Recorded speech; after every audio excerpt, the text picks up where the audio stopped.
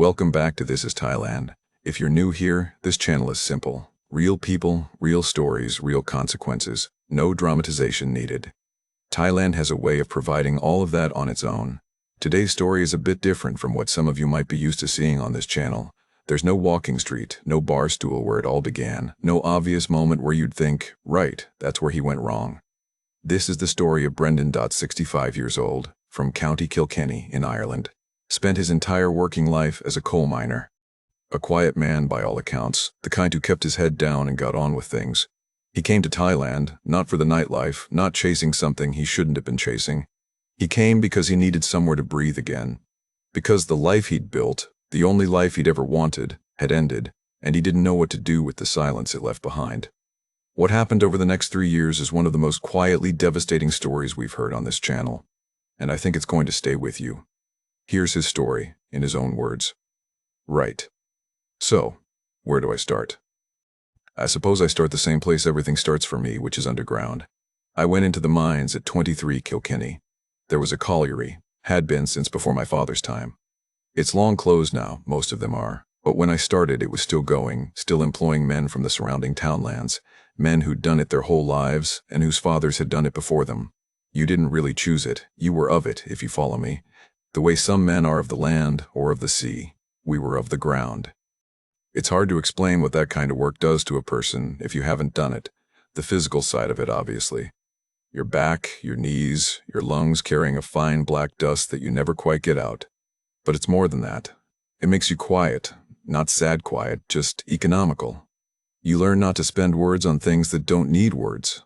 You learn to pay attention with the whole of yourself because down there, inattention costs. It concentrates a man in a particular way. Some men couldn't handle it, most of us just became it.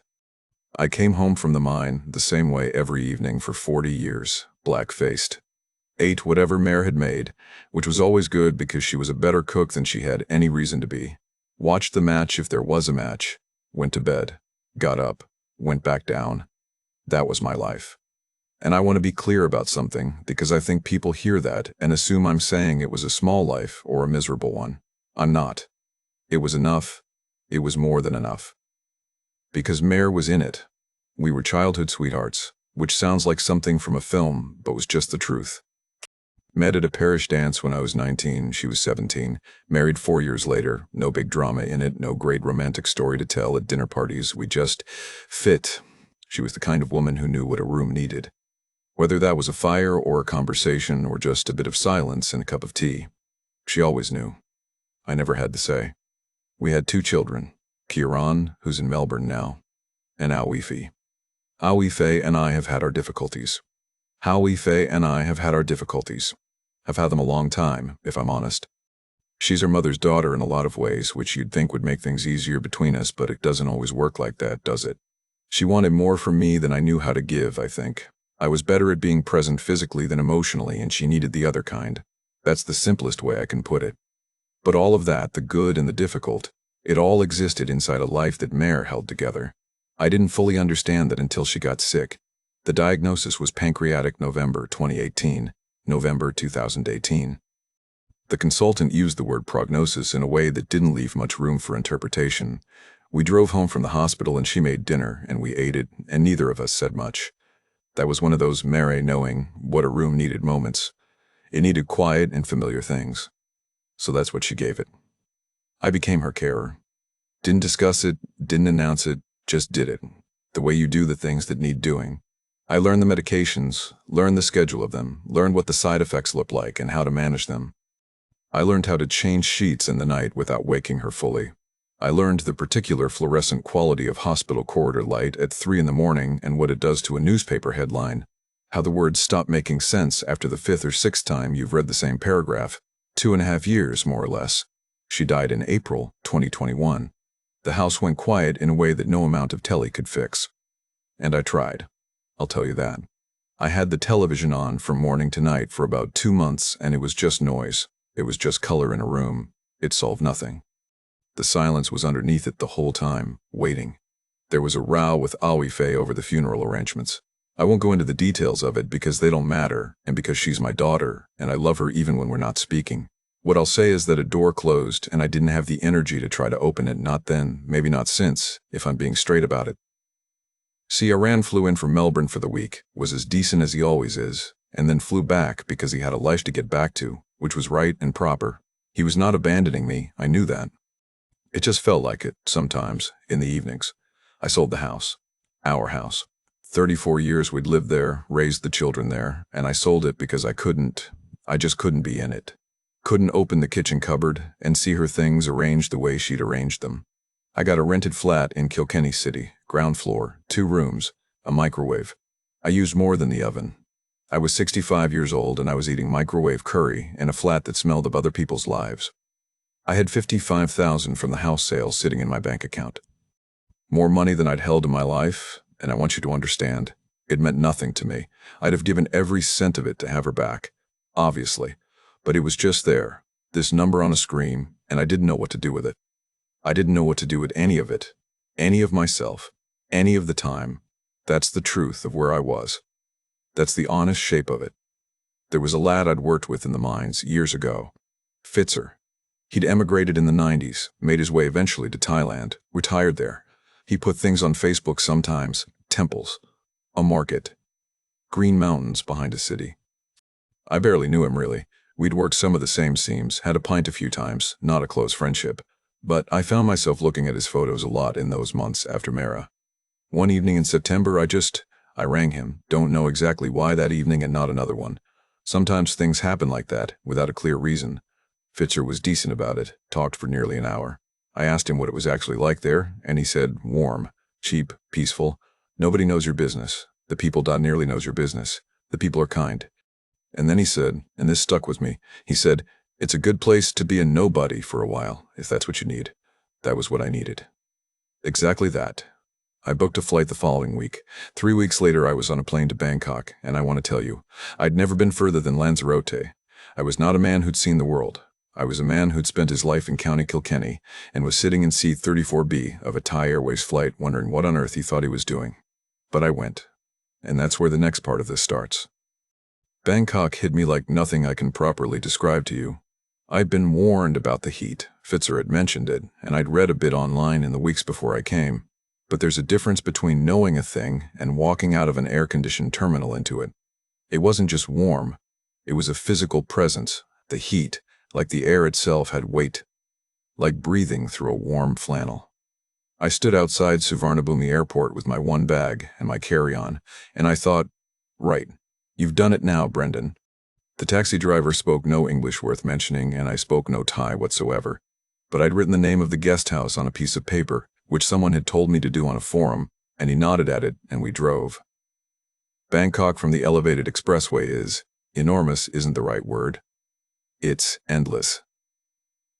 Building after building after building, the skyline going on further than your eye wants to follow it, and then below all of that the streets packed with motorbikes and tuk-tuks, and the kind of traffic that looks like it should be completely impossible to navigate but somehow moves. The whole city smells of exhaust fumes and cooking and something sweet underneath it all that I never did identify. I spent a week there, stayed near Khao San Road, which Fitzer had said would be fine for our first few days. And it was fine.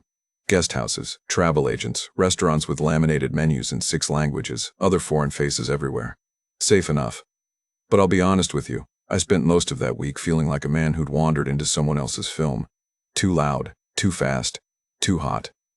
I ate pad thai from a cart on the footpath 3 evenings running because I could point at it and understand what I was getting. I got on the BTS once and came off 2 stops later because I couldn't work out where I was going. I wasn't miserable, exactly. Just overwhelmed. I was 65 years old and I'd never done anything remotely like this, and it showed. Fitzer had said Chiang Mai was different, slower. He'd said Bangkok will eat you alive for the first month, so get out early. I took the bus north on day 8.9 hours, overnight. I slept most of it and woke up as we were coming into the city with the sun just starting and the mountains green in the distance, and something in me settled slightly. Like a gear finding its place, Chiang Mai is. It's a city, properly, but it has a different scale to it. You can walk around the moat that surrounds the old city in an hour. There are temples every few hundred meters. Proper working temples with monks in orange going about their mornings, not tourist attractions. The streets near Niman Road had coffee shops and small restaurants and guest houses, and the whole thing felt like somewhere a person could actually live rather than just visit. That distinction mattered to me. I found a guest house off a side road near the old city, run by a man in his late 60s called Kun Somchai, though I didn't know that name for the first few days because he simply nodded and gestured and handed me keys and left me to it. 8,000 baht a month. I did the maths on a receipt from a cafe, scratching figures in the margin.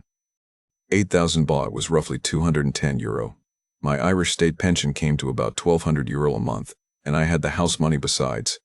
I could live here, between the pension and drawing lightly on the savings, for I worked it out 3 times because I didn't trust the number for well over a decade, without even being particularly careful.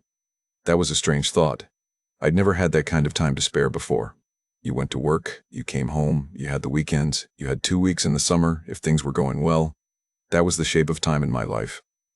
Suddenly, it had no shape at all, and I wasn't sure yet if that was liberation or something else. The first week I walked a lot. Up and down the streets around the moat, into the night bazaar once, along the Sunday walking street market on Wallai Road one evening, all the stalls lit up, handicrafts and clothing and food, the smell of grilling meat coming from every direction, Thai pop music from somewhere, a monk blessing an elderly woman near a temple gate. I had a Chang beer at a little place that put its plastic chairs out on the pavement. It was 25 baht, about 65 cents. I sat there for 2 hours watching people go past, and I felt, for the first time in a long time, like no one needed anything from me, and I didn't need anything from anyone, and I could see why Fitzer had stayed. I met Fitzer himself twice in those first weeks. Dinner both times, a restaurant he liked near the night bazaar that did a larb moo, minced pork salad, quite spicy, very good once you get used to the fish sauce and everything. He was well, happy in the particular way of a man who has found a comfortable arrangement and settled into it. His Thai was functional, his life was small and pleasant. He asked how I was getting on, and I said fine, and he nodded, and that was the level of our intimacy, really. We'd never been close, and that hadn't changed. He wasn't going to be a companion in any real sense. But it was good to see a familiar face once. Most of the time I was on my own, which I didn't mind. You get used to your own company underground. I started eating breakfast at a food stall near the Sunday walking street market. Not on market days, just any morning, because the stall was there every day regardless. It sold kalman gai, which is poached chicken over rice with a clear broth and a sauce that I still dream about sometimes. The woman who ran it was in her early 40s, I guessed, working alongside an older woman who I'd later learn was her aunt. The operation was efficient in a way I respected, no fuss. She knew her regulars, had their orders mostly sorted before they opened their mouths, moved quickly and without wasted effort. I'd been going there about 3 weeks before I realized I'd been timing my mornings around it, setting off from the guest house at a specific hour. Noticing, on the one morning I'd gone somewhere else for breakfast, that I was faintly annoyed about it. That was something to notice. And I noticed it. I thought, right, Brendan, you're a 65-year-old widower from County Kilkenny, and you have organized your morning around a chicken and rice stall. Fair enough. There's worse things. She wasn't a bar girl. That's what I told myself. And in fairness, it was true. She was just a woman running a business with her aunt, selling food to office workers and the odd tourist who'd wandered down from the market. Her name, I'd find out eventually, was Nook. In Thai, it means bird. She had a small, practical face and a way of concentrating entirely on whatever task was in front of her, which I found, I don't know, restful to watch. She laughed easily when something was funny, a proper laugh, not performed. I hadn't heard anyone laugh at something I'd said in the better part of 3 years. I went back the next morning, and the one after that. Now, I want to be careful here about how I tell this part, because one think this is the part people get wrong when they hear stories like mine. They assume there was a moment. Some obvious turning point where a sensible man would have seen it coming and stepped back. They picture a woman sidling up to you in a bar, telling you you're handsome, asking can she borrow money for her sick mother within the first 20 minutes, that kind of thing. Nook wasn't like that. And I think that's worth saying clearly, because it's important to understanding what happened. A woman running a scam moves faster. She moves with an urgency she can't quite hide, even when she's trying to. Nook moved like she had no agenda at all, like she had all the time in the world, and so did you. 3 weeks of breakfast before she sat down with me. 3 weeks. I was a regular at her stall. I was there every morning, and for 3 weeks she served my food and gave a nod, and that was the full extent of it. It was her aunt, actually, who spoke to me first. A small woman in her 60s who thought my attempts to say thank you in Thai were hilarious, and told me so at some length in Thai I couldn't follow. Nook was laughing too. That was the first time I heard it properly. That laugh. Another 2 weeks after that before she let me by, I heard it properly. There's a little place near the stall, down a narrow lane off the road, that does proper coffee, not the instant stuff they serve everywhere. Actual espresso. A Thai-owned place with a couple of tables outside under a corrugated roof. I'd started going there after breakfast most mornings. One day I asked if she wanted to come. She looked at me for a moment like she was considering something, and then she said, "All right, one coffee," and she told her aunt she'd be back in 20 minutes. We sat there for an hour and a half. Her English was modest, better than she let on, I discovered later, but she was cautious with it, chose her words slowly. She asked me where I was from, and I said Ireland, and she nodded as if this was information she was filing away carefully. She asked, did I have family there? I said a son in Australia, a daughter in Ireland. She asked were they far from me, and I said in different ways, yes. She seemed to understand what that meant without needing me to explain it. She told me she had a son too, 20 years old, working in Bangkok, in a factory out near Lad Krabang. She said his name, and I didn't catch it properly, but I nodded. Her marriage had ended some years ago. She said it simply, no elaboration, in the tone of a person who has already done all the feeling about a thing, and now it's just a fact. I told her about Mireille. I hadn't planned to. It came out during a lull in the conversation, one of those silences where you either say something real or you say nothing. And I said something real. I told her about the illness, about the caring, about the house going quiet. I didn't say much. A few sentences. She listened without interrupting, which is something I noticed because people often don't. And when I'd finished, she was quiet for a moment, and then she said something that I'm not going to repeat here because it was said to me and I'm keeping it. But I'll tell you this, it was simple and kind, and she got it right. That's all. I walked back to the guest house that morning, feeling lighter isn't quite the right word.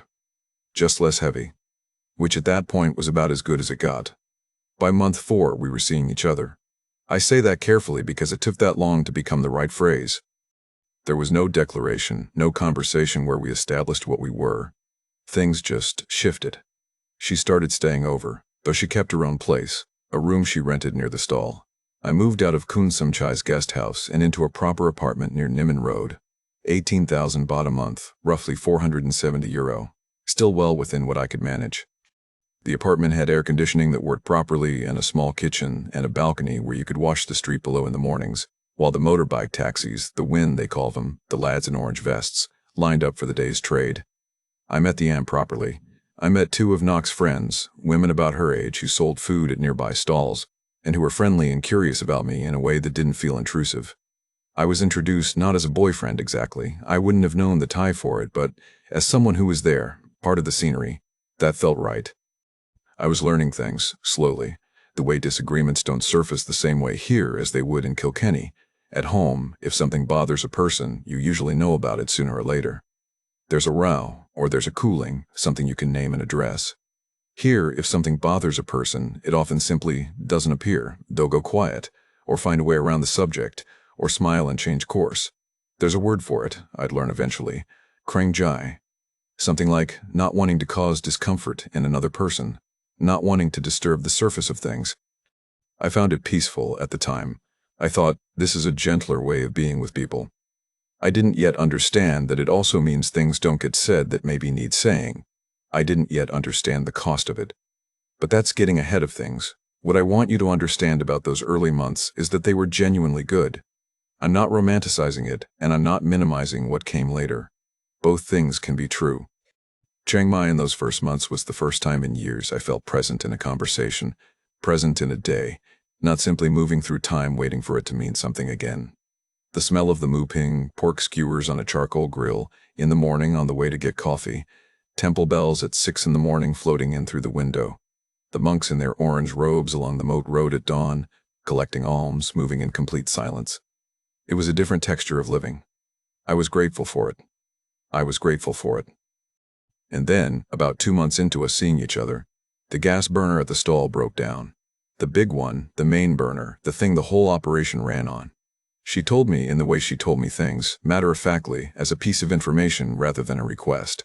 The repairman had said it was beyond fixing. A new one would cost 12,000 baht, about €315. I offered before she asked. She went still for a moment, and then she looked genuinely uncomfortable, and then she looked genuinely uncomfortable and started to say no. I said, don't be foolish. It's the main piece of equipment you have. It's a business expense. She looked at the table, then she accepted. I think about that moment sometimes, her discomfort at accepting it, how much that discomfort reassured me. I took it as evidence of something, and maybe it was. Or maybe, I don't know. People are complicated. I've stopped thinking I can untangle all of it now. What I know is that I paid it, and I didn't think twice, and the stall was back running the next morning, and she brought me coffee that day and didn't charge me. And that felt like something. That felt like two people taking care of each other, in small ways, which is what I had known how to do my whole life. And I was glad to be doing it again. It was about 4 months in when she mentioned her mother properly for the first time. We were eating at the apartment she'd cooked, a simple kale pad with egg and spring onion, the kind of thing she put together without any fuss in 20 minutes, and she went quiet in the middle of the meal in a way I'd learned to notice. Not a bad quiet. Just a thinking quiet. And then she said, almost as an aside, that she'd had to send extra money home that month. Her mother's medication.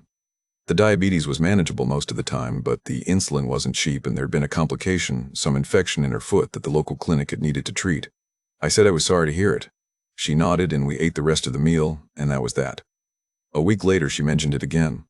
Same manner, not asking, just sharing a worry the way you do with someone you're close to.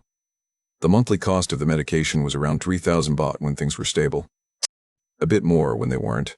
Her mother was managing on income from a small plot of land outside Royet, which produced enough for the family to eat, but not much more. I did the maths in my head while she was talking. 3,000 baht a month. About €78. I was spending more than that on Chang beers and coffee and wandering around the night bazaar buying things I didn't need. I said, would it help if I covered the medication? She put down her fork. She looked at me for a long moment. I said, it's not a lot of money, Nook. It would help. Let me do it. She eventually agreed to 4,500 baht a month, about €118, which she said covered the medication reliably and a small amount for food supplements the doctor had recommended. I set it up as a monthly transfer through her account. Didn't feel like a significant decision. I want to be clear about that. At the time, it felt like the most natural thing in the world. I'd spent more than that every single month on Mare's prescriptions in the last year of her life, and I'd never once thought of it as a sacrifice. It was just what you did. You paid for the person's medication. You didn't make a calculation about it. So when this came up, I didn't make a calculation. I just did it, the same way I'd always done things like that.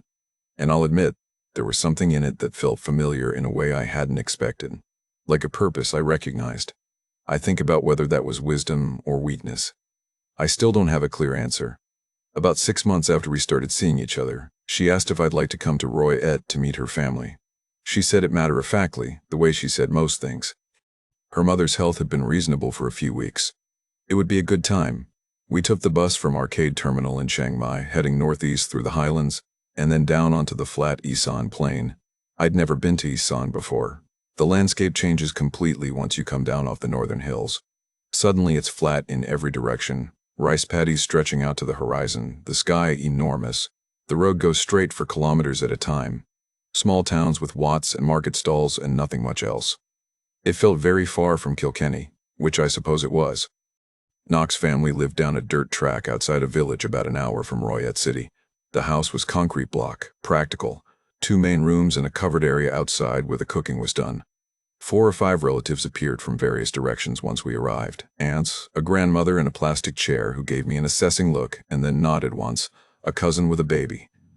Nock introduced me simply, first name only, and they waved and smiled and ushered us in. Her mother was smaller than I'd imagined from the way Nock described her. Small and dignified and clearly in some pain that she was not going to acknowledge. She pressed my hands between hers when we were introduced and said something to Nock that made Nock smile. I asked Nock later what she'd said. Nock said, she said, you have kind eyes. I don't know whether that was true or a translation of something more diplomatic, but I'll take it. We ate sitting on mats on the floor around a low table. Some tam, green papaya salad, very spicy, which the grandmother watched me eat with evident amusement, and sticky rice and a pork dish cooked with lemongrass and holy basil that was extraordinary. They fed me like I was someone who mattered. The grandmother kept adding to my plate without asking. I kept saying the one Thai phrase I'd managed to learn reliably, which was aroi mak, meaning delicious, which produced approval all around. I noticed the house. The wall on the northern side, where it faced the rainy season weather, had a long crack running from the window frame down toward the floor, and the concrete had gone soft and dark with damp in the corner. I noticed it and I didn't say anything. That was not the moment. I just noted it and put it somewhere. We stayed 2 nights. I slept on a mat in a side room that smelled of incense and old wood. I lay awake the first night listening to the sounds of a rural Thai village at night. Dogs in the distance, a rooster somewhere who had no sense of appropriate timing, the soft sounds of the family moving around. I thought, I am 66 years old and I am lying on a mat in a house in Isan, Thailand, and I don't recognize my own life at all. But I wasn't unhappy. I was something more complicated than unhappy. Songkran came about 3 months after that. April, the Thai New Year. Nook explained the obligations, gifts for the family, contributions to the communal merit-making, money for the mother on top of the regular amount, because the holiday was a time for giving. She didn't ask for a specific figure. She explained it as context, the way you'd explain to a visitor that Christmas involves presents. I asked her what was appropriate, and she gave me a range, and I picked a number in the middle. Over the 4 days of Songkran, between gifts and the family contribution and some additional money for the mother and a set of new clothes Nook suggested for the grandmother, I spent around 35,000 baht, about €920. I also got absolutely soaked by water pistols 3 separate times while trying to walk down the road near the old city moat, which cost me nothing except my dignity, and I didn't mind that at all. I didn't track the Songkran spending precisely. It felt celebratory rather than transactional, which is, well, that distinction matters, I think.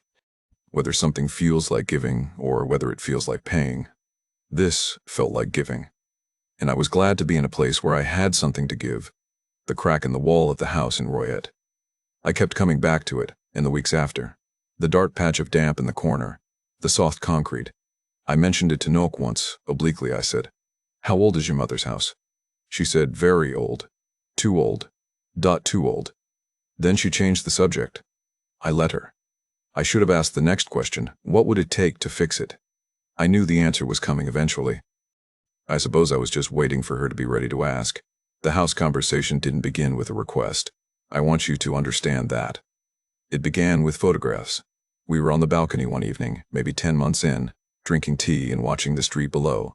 The usual evening parade of motorbikes and food carts and a Somthae picking up passengers at the corner. And Nook had her phone out scrolling through something. She turned the screen toward me. Photos of the house in Royet, recent ones, from her cousin. The crack in the northern wall had opened further over the rainy season. You could see daylight through it in one of the pictures. The corner damp had spread across most of that wall now, and part of the roof overhang had shifted. She wasn't showing me with any particular expression. Just showing me. The way you show someone a problem you're thinking about.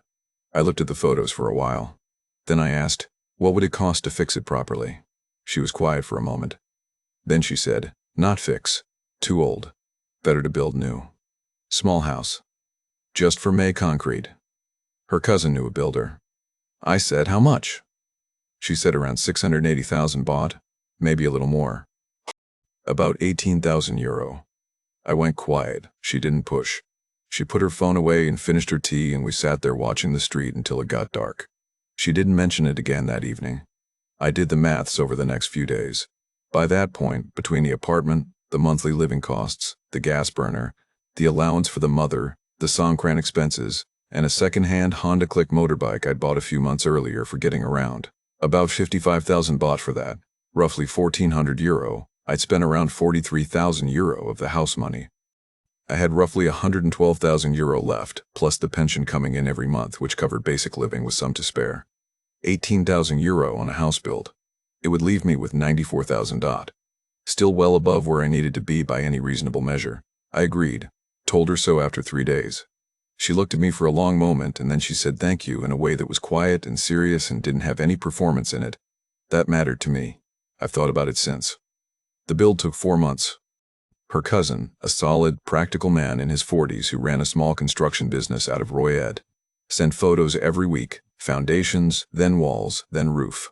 I visited once during the build, about halfway through, and walked the site with the cousin who spoke almost no English but communicated effectively enough through pointing and nodding and a general air of competence. The work looked real. Straight walls. Proper concrete mix, not the soft crumbling stuff that had been there before. New roof tiles. A small covered porch at the front where the mother could sit in the evenings. The mother was staying with an aunt during the construction. When we came back for the opening, she was already in the new house, standing at the door, and when she saw us arrive, she pressed her hands together in a way that went on long enough to mean something. There was a small ceremony. Garlands of marigolds hung at the doorframe. A monk had come earlier in the day, Nook told me, to bless the house. The family fed us, and when the photographs were taken, I was placed next to the mother, and Nook was on my other side, and the whole family arranged themselves around us, and someone counted to 3, and that photograph exists somewhere on a phone in Izan that I will never see again. I'm not going to pretend it wasn't a good day. It was. My name was on nothing. The land was the mother's, registered in her name, had been for decades. The house was built on the mother's land, and therefore was the mother's house. I was aware of this in a vague way, the way you're aware of things you've chosen not to examine. I'd read enough in expat forums to know that foreigners can't own land in Thailand. That's a simple fact of Thai law, non-negotiable, doesn't matter who you are. So the land question felt academic. I wasn't buying land. I was building a house for an old woman who needed one. I told myself, this is what the money is for. I had it because Mayor died and the house had to be sold, and I couldn't think of a better use of it than this. A concrete roof over a sick woman's head. I think about that logic sometimes. It wasn't wrong exactly, but it wasn't complete either. My name wasn't on anything. I told myself it didn't matter. That was the most expensive thing I ever told myself. The visa situation came to a head around month 14. I'd been managing since I arrived on tourist visa extensions, the 30-day stamp on arrival for Irish passport holders, extended once at the immigration office near the airport for a fee, then a border run to the Malaysian border by bus and back, which reset the clock. I'd done the border run twice. It was manageable but increasingly tedious, and the immigration officer the second time had given me a look that suggested my continued arrivals as a tourist were being noted. A proper retirement visa, the non-immigrant OA, would sort all of this. I'd known about it since before I arrived. The requirement is 800,000 baht seasoned in a Thai bank account for at least 3 months, or a monthly income of 65,000 baht. My Irish pension came to about 46,000 baht a month at current rates, not enough on its own. I didn't have a Thai bank account with the required balance, and setting one up and waiting the 3-month seasoning period while managing the visa extensions was going to be awkward. Nook mentioned, without particular emphasis, that a cousin's friend helped Farangs with this kind of thing. Paperwork. Bank account structures. He'd helped several foreigners in similar situations. I met the man once in a coffee shop near the Niman Road intersection. He was in his late 40s, well-dressed, professional manner, good English with an American accent he picked up somewhere. He explained the nominee account structure clearly and with confidence, a Thai-named account with a specific legal arrangement that would satisfy the immigration requirement. It was, he said, a common solution. He cited several regulations I didn't know well enough to question. I asked if it was legal. He said, completely standard. Many people do this. I asked how much I'd need to transfer. He said to cover the 800,000 baht requirement I'd need to put in the equivalent of that, plus some administrative buffer, approximately 25,000 euro. I transferred it. The visa came through within a month, non-immigrant OA, 1 year, renewable. I put the paperwork in a folder on the shelf above the desk and didn't look at it again. I didn't examine the account structure. I didn't ask a solicitor to review it.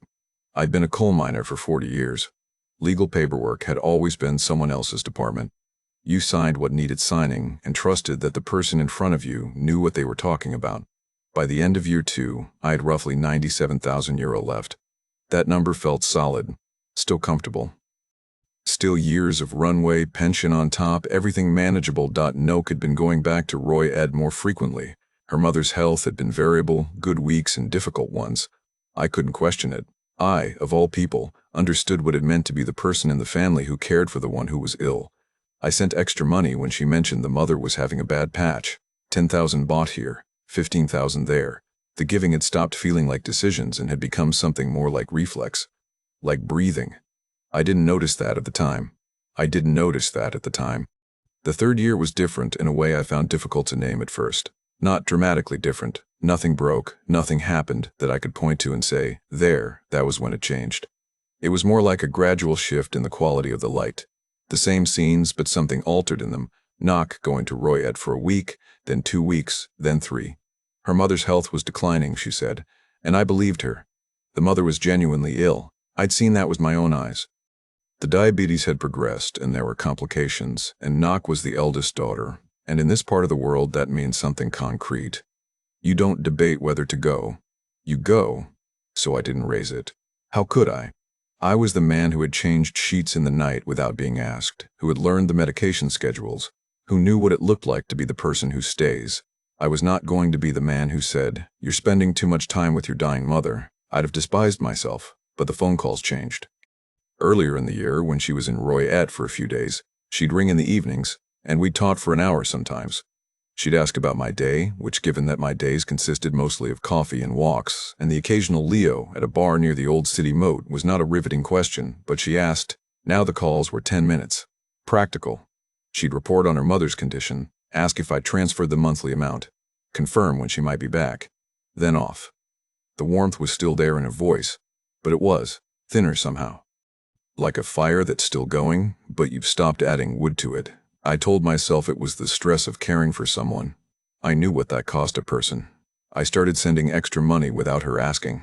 10,000 bought here, 15,000 there. She'd mentioned the mother needed an additional treatment, or the clinic fees had gone up, or there was a problem with something at the house. It didn't feel unusual. It felt like what you did for a person who was managing something difficult. I didn't keep a precise running total of these extras. I should have. I didn't. The woman next door, I should explain who she was. A Thai woman, in her middle 50s, who ran the small guest house on the other side of the narrow lane from my apartment building. Kun Dao, she was called, though I learned that only later. We'd had a nodding acquaintance from early on, the kind of neighborly ease that doesn't require conversation, a good morning, a comment about the weather when it rained hard enough to warrant one. She'd helped me once with a translation when a delivery man arrived with a parcel, and we couldn't understand each other. She was quiet, sensible, clearly competent.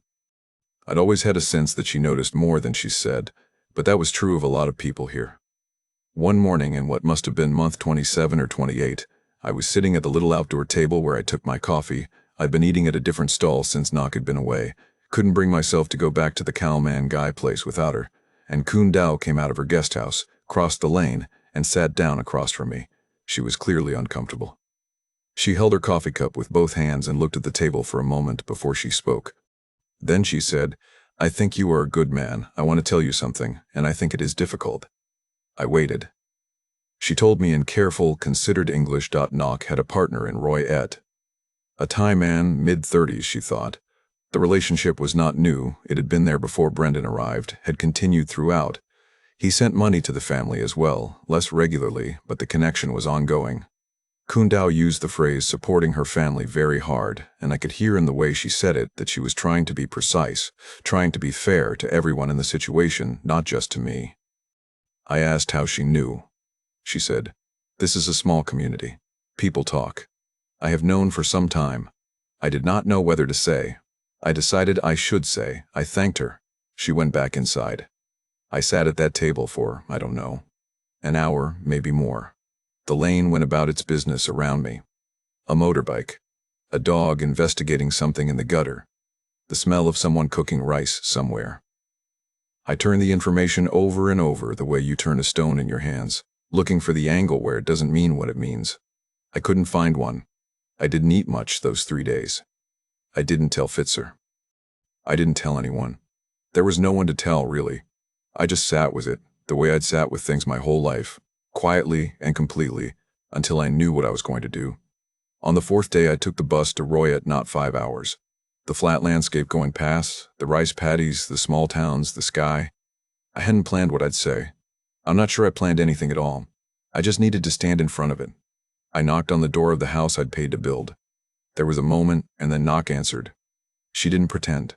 She didn't pretend. I'll give her that, and I mean it genuinely. There was no performance, no scramble for an excuse or a story. She looked at me with an expression I've spent a lot of time since trying to describe properly, and the best I can do is this. It was the face of someone who has been carrying something heavy for a long time, and has just been told they can put it down. Not guilt, exactly. Not defiance. Something in between those things that I don't have a word for. She said, "I have family. I need to take care." Simple as that, not an apology. I need to take care. Simple as that. She was quiet for a moment. Then she said, "He also helps. He also helps." I stood in the doorway of the house I'd built, with my name on nothing, on our mother's land, and I stood there for a long moment looking at her face. And then I walked back down the dirt track to the road, and I stood in the heat waiting for anything that was going the direction of the bus station. The journey back to Chiang Mai took 5 hours. I sat by the window the whole way. The rice paddies again. The same flat sky. I didn't cry. I'm not sure what I did, exactly.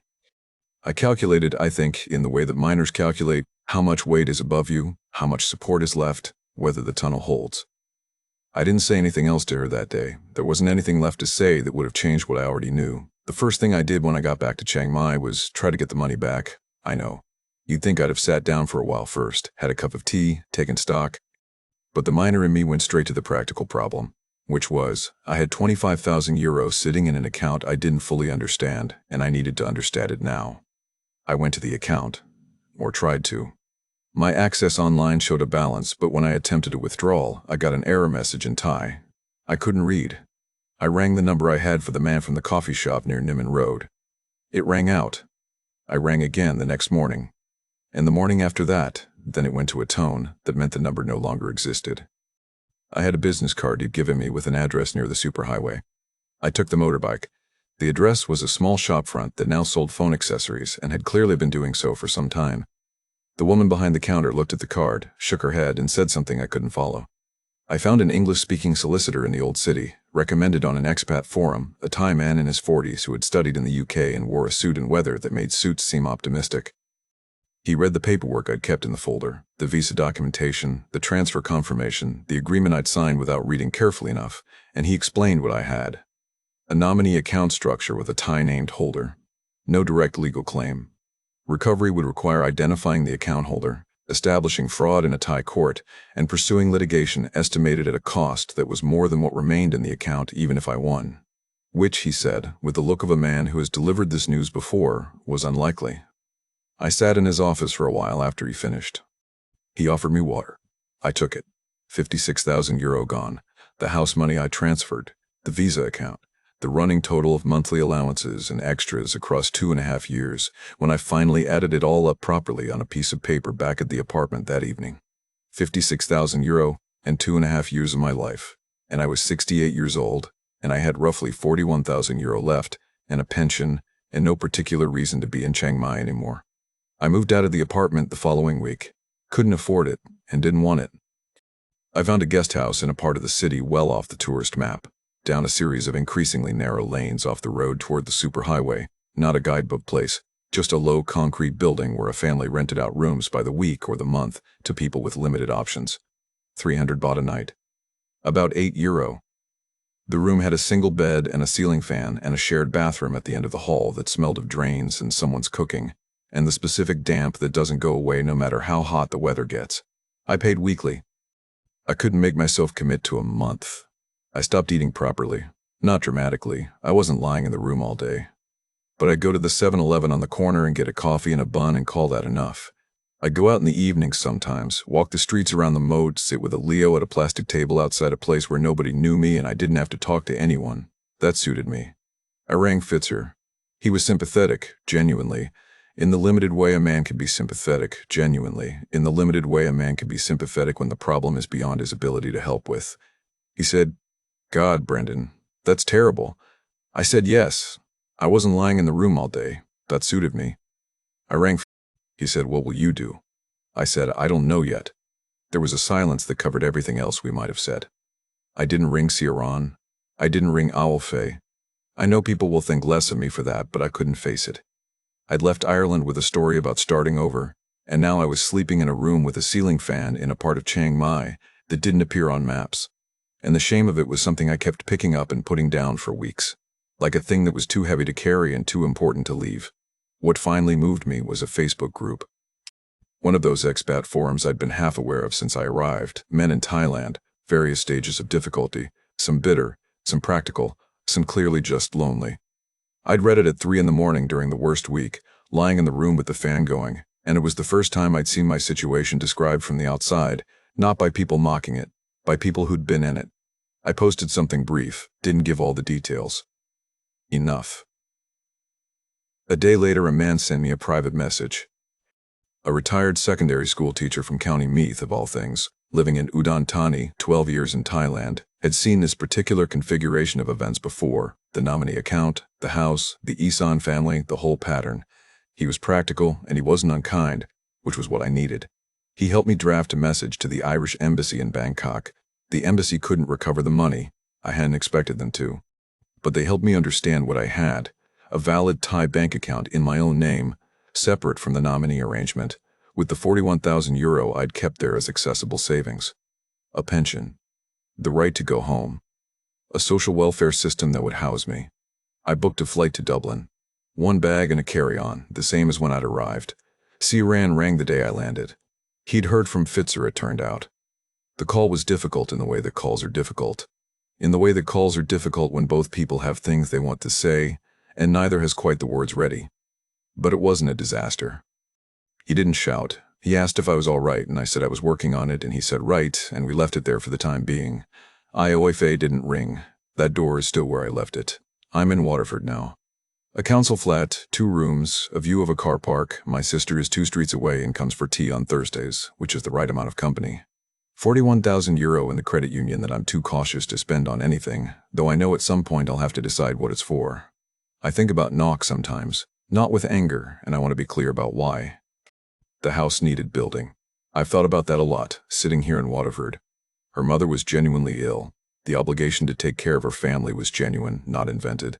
In Thai culture, the eldest daughter carries that weight. It's not questioned, it's just carried. The same way I carried Mare's care without being asked. I understand that now better than I did when I was living in it. But I arrived in Thailand as a man who had spent 2.5 years learning how to give everything he had to one person's survival. And I'd done it so completely that I'd forgotten there was a version of caring that didn't consume everything. That you could give something and still hold something back. I hadn't needed to know that before. I thought that was just how caring worked. I wasn't tricked out of my money. That's the honest way to say it. I handed it over, bit by bit, because it was the only thing I knew how to do for someone. I just didn't know whose someone she already was. That's Brendan's story. And here at This Is Thailand, we're grateful he told it, because it's one of the harder kinds to tell, the kind where you can't point to a simple villain, where the person who took the money wasn't entirely lying about what they needed it for, where the man who lost everything wasn't naive so much as he was emptied out before he arrived. If you're thinking about retiring here, the money maths isn't actually the hard part. Thailand is still, genuinely, one of the most beautiful and generous places on earth. But the cost of living they don't put in the guides is this: you need to know what you're carrying when you get off the plane, what wounds are still open, what patterns you'll repeat without realizing. Because Thailand will meet you wherever you are, and if where you are is a man who has nothing left to protect, it will find that out before you do. Brendan didn't come here looking for a good time. He came looking for something to take care of. That's not stupidity, that's grief. And grief, as it turns out, is the most expensive thing you can bring through customs. Thanks for watching.